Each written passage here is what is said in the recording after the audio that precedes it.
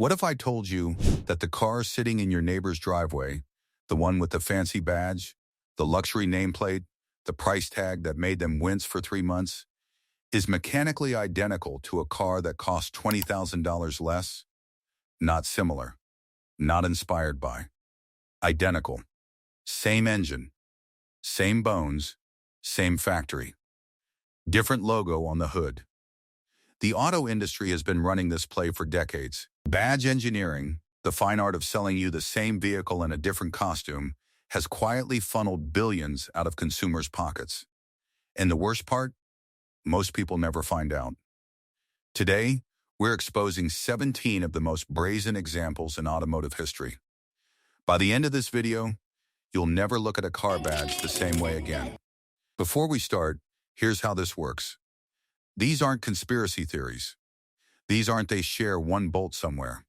These are cars where the platforms, engines, transmissions, and in many cases the entire body structures were deliberately shared between manufacturers to cut development costs, while dealers charged you full price for exclusivity. Platform sharing is standard industry practice. Manufacturers know about it. Executives sign off on it. The marketing teams bury it. And you? You pay the premium. Let's count them down from 17 to the one that'll genuinely make your jaw drop.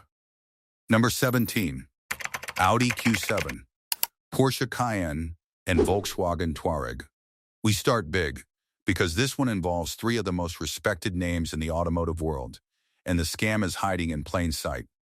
The Volkswagen Touareg, the Audi Q7, the Porsche Cayenne. Three SUVs, three completely different brand identities, three wildly different sticker prices, and underneath every single one of them, the same Volkswagen Group platform. Here's how the architecture breaks down. The Volkswagen Group, parent company to VW, Audi, Porsche, Lamborghini, Bentley, and more, developed what became the MLB platform specifically for large premium SUVs. It was an enormous engineering investment. And once they built it, they weren't going to use it just once. The Touareg got it first. VW positioned it as the practical, relatively accessible entry point into the luxury SUV conversation. Solid. Capable. Reasonably priced for what you got. Then Audi took the same bones and wrapped them in A8-inspired aesthetics, loaded it with technology, added 3 rows of seating, and called it the Q7. Suddenly the price climbed dramatically, for more screen real estate, softer leather, and a different front grille. Then Porsche did something almost audacious. They took that same platform, tuned the suspension to a knife's edge, planted a snarling V8 under the hood, slapped a crest on the steering wheel, and the Cayenne was born, at a price point that made the Touareg look like a bargain shopper's dream. To be clear, Porsche genuinely does tune it differently. The Cayenne drives more sharply, it corners flatter, the steering communicates more. But the core DNA, the bones, the architecture, the fundamental engineering is shared. You're paying a significant premium for tuning, badge prestige, and the showroom experience. Whether that's worth it is entirely your call. But now you know. If you want the Cayenne experience on a budget, the Touareg V8 was never far off. Enthusiasts have known this for years. Number 16, Honda Passport and Isuzu Rodeo.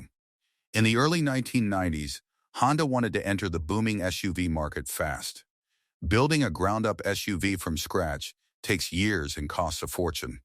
Honda found a shortcut. They went to Isuzu. At the time, Honda and Isuzu had an existing relationship through their corporate structures. And Isuzu had a perfectly capable mid-size SUV already in production, the Rodeo. What Honda did was straightforward.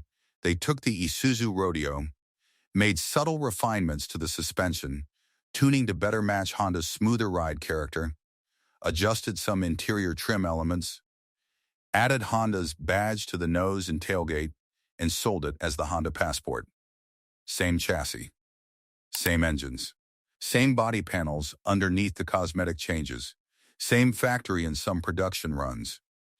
The Passport sold well, riding entirely on Honda's reputation for reliability, a reputation that, in this case, it shared completely with the Isuzu it was built from.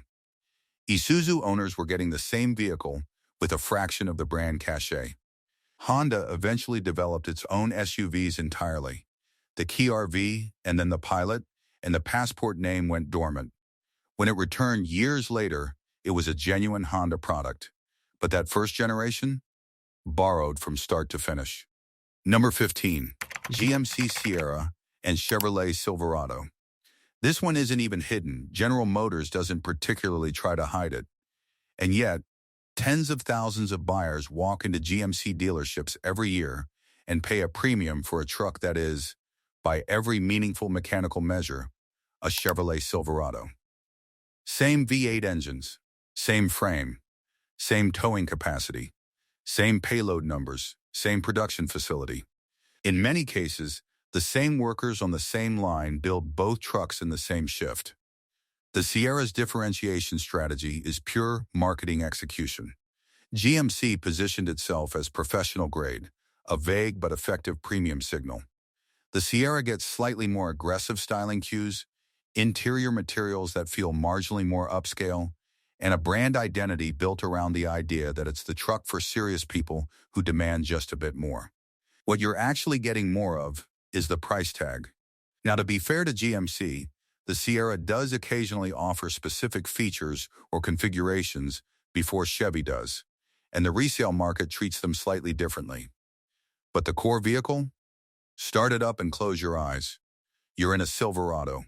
If you're buying a Sierra for the utility, you're paying a brand tax. Period. Number 14, Toyota Supra and BMW Z4.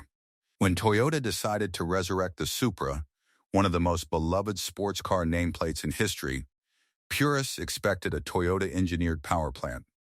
What they got was a BMW B58 inline-six engine. The partnership makes perfect sense from a business perspective. Developing a new high-performance engine entirely from scratch costs hundreds of millions of dollars. BMW already had a world-class turbocharged six-cylinder ready. Toyota brought the coupe body. BMW got a convertible, the Z4. Both companies split the development costs. Both companies got sports cars for a fraction of solo development expense. The Supra and Z4 share the BMW B58 engine, the ZF 8-speed automatic transmission, the fundamental platform architecture, and large portions of the interior electronics and infotainment system. The differences are real, but selective. Toyota tuned the Supra's suspension, chassis rigidity, and steering feel to its own specifications. The driving experience diverges from the Z4, but the mechanical heart is unmistakably Bavarian. For Supra loyalists who wanted a Japanese engine in a Japanese sports car, this was controversial. For drivers who simply wanted one of the best sports cars available, the Supra delivered, because the BMW B58 is genuinely extraordinary. The badge says Toyota. The engine says Munich. Number 13, Pontiac Vibe and Toyota Matrix. If you showed most people a Pontiac Vibe and a Toyota Matrix side by side, they might assume one inspired the other. They'd be wrong. These weren't inspired by each other. They were each other. This vehicle was developed under the NUMMI joint venture, New United Motor Manufacturing, Inc., a partnership between General Motors and Toyota that ran a shared factory in Fremont, California, the facility that eventually became Tesla's main production plant.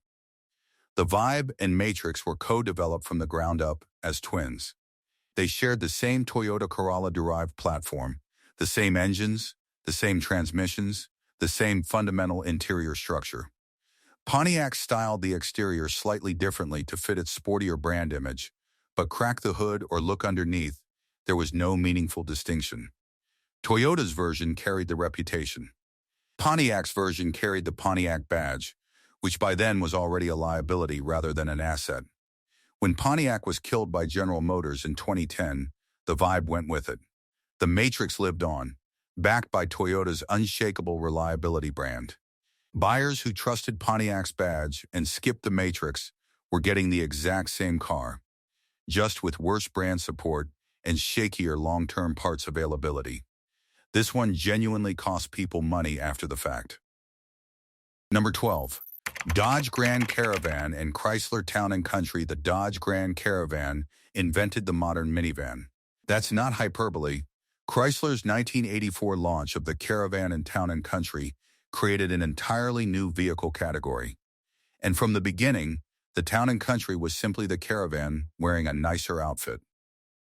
Same platform, same engines, same chassis, same fundamental architecture beneath the surface. The Town and Country added leather seating, wood grain interior accents, a more premium instrument cluster, and a higher price tag. The Caravan was the workhorse. The Town and Country was the family hauler with ambitions. Chrysler sold both simultaneously for decades. Same dealerships, same service departments, same replacement parts down at the auto parts store. The premium buyers paid for the Town and Country bought them softer surfaces and a nameplate with deeper American heritage. Whether that made the school run more enjoyable is a personal question. Whether it made the van mechanically superior is an objective one, and the answer is no. Number 11. Saab 92X and Subaru Impreza. By the early 2000s, Saab was struggling. General Motors owned the brand and was searching for ways to expand Saab's lineup without spending serious development money. They found a creative solution, and one that Saab's loyal customers absolutely did not appreciate. The Subaru Impreza wagon was a brilliant car. All-wheel drive, available turbocharged engine, practical wagon body, genuine driver engagement. Saab took it, added its own front fascia with Saab's distinctive clamshell hood, retuned the suspension slightly, added Saab's specific interior touches, and sold it as the 92X. Enthusiasts immediately nicknamed it the Subaru. The name stuck because it was simply accurate. Everything meaningful, the odd system, the turbocharged flat-4 engine, the manual transmission, the entire structure beneath the cosmetic changes was pure Subaru. The Saab 92X was a Subaru Impreza with a more expensive badge and a gentler ride tune. Saab loyalists, who valued Swedish engineering heritage as part of what they were buying, found this particularly hard to swallow. They were paying Saab prices for Subaru hardware. And in retrospect, they should have simply bought the Impreza. It had better parts availability, better dealer support, and better long-term ownership economics. Number 10. Ford Escape, Mazda Tribute, and Mercury Mariner. Ford and Mazda's partnership during the late 1990s and early 2000s produced some of the auto industry's most transparent badge engineering. The Escape, Tribute, and Mariner were developed together. Same platform, same engine family, same drivetrain architecture. Mazda's version carried Mazda badging and was assembled at Mazda-affiliated facilities. Ford's version was the mainstream Escape, Ford's best-selling small SUV. Mercury's Mariner was positioned as the premium option, upscale interior touches, slightly richer materials, a higher price. All three were fundamentally the same vehicle. The Mercury Mariner exists as a particularly stark example because Mercury buyers, many of whom were paying for what they believed was a more refined product, were getting machinery identical to the base Escape. Mercury's entire brand identity was built around the idea of premium Lincoln adjacent positioning. In the Mariner's case, that positioning was almost entirely cosmetic. Ford discontinued Mercury in 2011. The Mariner went with it. The Escape marched on. Because the Escape was always the real thing, the Mariner was always just the Escape in a better suit. Number 9. Landwind X7 and Range Rover Evoque. This one isn't badge engineering. This one is outright cloning. And it became one of the most talked about automotive legal battles of the 2010s. Landwind, a Chinese manufacturer, released the X7. The resemblance to the Range Rover Evoque was not subtle. It was not coincidental. It was so precise in its exterior dimensions, proportions, and design language that photographs of the two vehicles side by side went viral across automotive media worldwide. Jaguar Land Rover pursued legal action in Chinese courts, a notoriously difficult environment for foreign companies defending intellectual property. The initial rulings went against JLR. Years of appeals followed. Eventually, JLR won the legal battle, and Landwind was forced to modify the X7's design. But here's the darkest part of this story. The Landwind X7 sold for a fraction of the Evoque's price, and in certain segments of the Chinese market, it sold extremely well. Buyers were getting something that looked nearly identical to a premium British luxury SUV for tens of thousands of dollars less. The Evoque's engineering, refinement, and quality were genuinely superior. But in a world where appearance drives purchase decisions, Landwind found a devastating vulnerability. Number 8. Chrysler 300 and Dodge Charger. The Chrysler 300 looks like it belongs in a long executive driveway. The Dodge Charger looks like it belongs at a drag strip. Put them next to each other, and most people assume they come from entirely different programs. They come from the same program. Both ride on Chrysler's LX platform. Both are available with the same V8 engines, including the legendary Hemi variants. Both use rear-wheel drive as standard configuration. Both share a significant portion of their internal structure, suspension geometry, and drivetrain hardware. Chrysler targeted buyers who wanted European-flavored luxury with American muscle. Dodge targeted buyers who wanted to feel the performance first and worry about luxury second. The marketing teams built entirely separate brand worlds around vehicles that were mechanically siblings. The result was brilliant business strategy. Chrysler collected twice, capturing premium luxury buyers and performance buyers without developing two separate vehicles. The cost savings were enormous. The price premium on the Chrysler 300 over comparable Charger configurations was not insignificant. Both are excellent cars. But if you bought the 300 believing you were getting fundamentally superior engineering, you were buying brand perception, not engineering reality. Number 7. Toyota GR86 and Subaru Burz. Unlike some entries on this list where badge engineering feels like a con, the GR86 and Burz story is genuinely collaborative, and both cars are better for it. Toyota and Subaru jointly developed the original 86 Burz twins from the ground up, explicitly as a shared project. When the second generation arrived with a 2.4-liter naturally aspirated flat 4, significantly more power, and refined chassis dynamics, it was still a joint project. Same engine, same fundamental platform, same suspension architecture, same transmission options. The differences are genuine but narrow, slightly different suspension tuning, different exterior styling, slightly different interior finishes, and distinct brand philosophies shaping the overall character. Subaru's Burz skews slightly toward everyday usability. Toyota's GR86 is sharpened toward driving purity. The gap is real, but it's measured in degrees, not miles. What makes this entry different from others on the list, the price differential between them is minimal. Neither manufacturer is charging a massive premium for the badge. Buyers are genuinely choosing between two slightly different expressions of the same excellent sports car. Buy whichever one your nearest dealer supports best. You won't be wrong either way. Number 6. Mazda MX-6 and Ford Probe. Ford wanted a sporty front-wheel drive coupe for younger buyers in the late 1980s. Rather than build one from scratch, they leaned into their Mazda partnership hard. The Ford Probe and Mazda MX-6 shared Mazda's GD platform, Mazda-built engines, and were assembled in the same factory, a joint venture facility in Flat Rock, Michigan. The Probe was styled for American tastes. The MX-6 wore Mazda's more restrained, precise design language. Mechanically, they were as close as two cars could be. Ford's Probe was intended to replace the Mustang, a plan that caused one of the most intense consumer backlashes in American automotive history. Mustang loyalists revolted, Ford abandoned the plan, and the Probe continued as a separate model. But its identity was always partly borrowed. A Mazda in Ford's clothing, sold at Ford dealerships to buyers who thought they were buying an American sports coupe.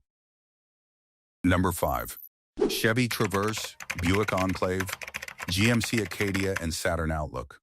General Motors' Lambda platform gave birth to 4 3-row SUVs launched within a short window of each other. The Chevrolet Traverse, the Buick Enclave, the GMC Acadia. the Saturn Outlook. All four, same core architecture, same engine family, same fundamental structure. Four brands, four price points. Dramatically different marketing narratives built on the same foundation. The Buick Enclave sat at the top of the pricing ladder, charging luxury-level money for appointments and materials that were genuinely nicer than the Chevy, but fundamentally riding the same Dina. Saturn's Outlook was the budget entry. GMC's Acadia split the middle. When Saturn was killed in 2010, the Outlook vanished. When Pontiac was killed, no Lambda model carried that badge.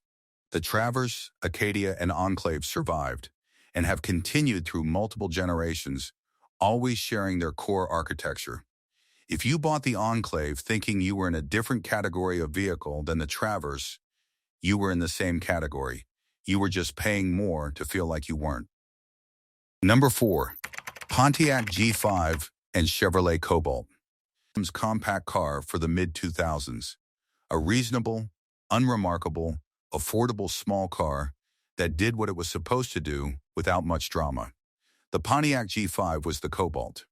Same platform, same engines, same interiors with minimal variation. Pontiac's version received some exterior restyling, sharper lines, different front and rear fascia to maintain Pontiac's slightly sportier brand image. But underneath that restyled shell, the G5 was a Cobalt at every meaningful level. When GM eliminated Pontiac in 2010, the G5 disappeared without ceremony. The Cobalt continued briefly before being replaced. No one mourned the G5 specifically because there was no specific vehicle to mourn. It was always just the Cobalt wearing a different name. Number 3. Lexus SC400, Toyota Soarer, and Toyota Supra. Toyota's Z30 platform served multiple vehicles across multiple markets simultaneously, and the resulting overlap between the Lexus SC400, the Toyota Soarer, and elements of the Supra generation reveals how strategically Toyota deployed its engineering investments. The SC400 was Lexus's flagship Grand Tourer in North America, a beautifully styled coupe with a silky 4.0-liter V8 positioned at the top of the Lexus lineup. Sophisticated, refined, expensive. In Japan, the Toyota Soarer was its identical twin, same vehicle, Toyota badging, sold in the Japanese domestic market. The SC400 was literally just a renamed, rebadged Soarer for export. Buyers in North America were paying Lexus prices for a Toyota. The Supra of the same era shared significant platform Dina, though tuned aggressively for performance rather than luxury grand touring. Toyota's engineering investment served 3 vehicles, 3 markets, 3 price points. Masterclass in platform economics, less impressive if you were the American paying Lexus prices. Number 2. Mercedes-Benz X-Class and Nissan Navara. Mercedes-Benz entered the pickup truck market with the X-Class in 2017. The pitch was compelling, European luxury execution in a truck format. Premium materials, upscale interior, the 3-pointed star. What was underneath all of that was a Nissan Navara, not inspired by the Navara, not similar to the Navara. The X-Class was built on the Navara's frame, used Navara engines, and was assembled on Navara production lines, the result of a partnership between Daimler and Renault-Nissan. Mercedes did genuine work to differentiate the X-Class. The interior was legitimately more premium. The ride tuning was different. The styling was distinctly Mercedes. But the fundamental architecture, the frame that everything sat on, the diesel engines that powered it, was pure Navara. Buyers discovered this quickly. The automotive press examined both vehicles side by side, and the shared Dina was undeniable. The X-Class was priced at a significant premium over the Navara. The justification for that premium became harder to defend once the badge engineering was publicly understood.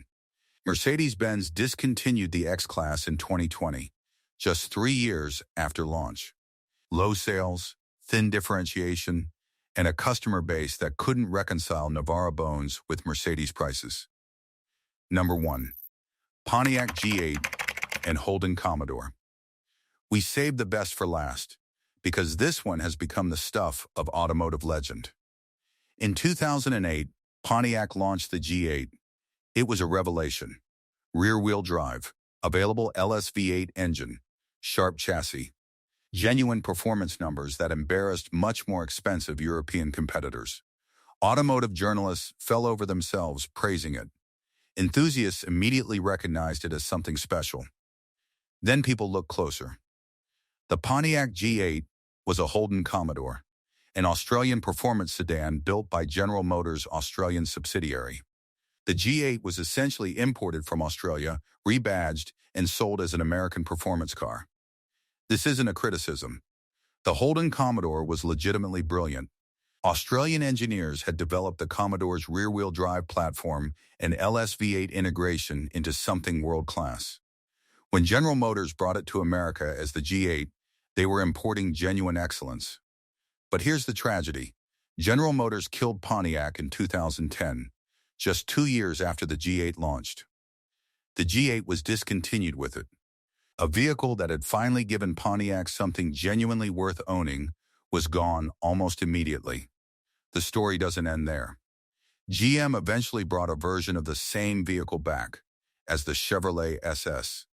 Same Holden platform, same LSV8, different badge. And it too was discontinued after a short run because not enough people bought it. The G8 and SS are now cult vehicles, sought after, expensive on the used market, beloved by enthusiasts. And the irony is inescapable. One of the greatest American performance sedans ever sold was built in Australia the whole time. So there it is. 17 cars that were secretly the same car. Different badges, different showrooms, different emotional pitches from salespeople who may not have even known the truth themselves. Badge engineering isn't inherently wrong. Sometimes the premium brand version genuinely does offer meaningful improvements. Better tuning, better materials, better dealer support. Sometimes the money is worth it for what you get. But sometimes you're paying $20,000 more for a different logo and softer headrests on a vehicle that left the same production line as the budget version parked 2 rows over in the same lot. If this opened your eyes, hit subscribe. We go deep on automotive history, consumer intelligence, and the car industry stories the manufacturers would prefer you never heard. Drop in the comments which one surprised you most, and which badge-engineered vehicle do you think actually delivered genuine value for the premium. See you in the next one.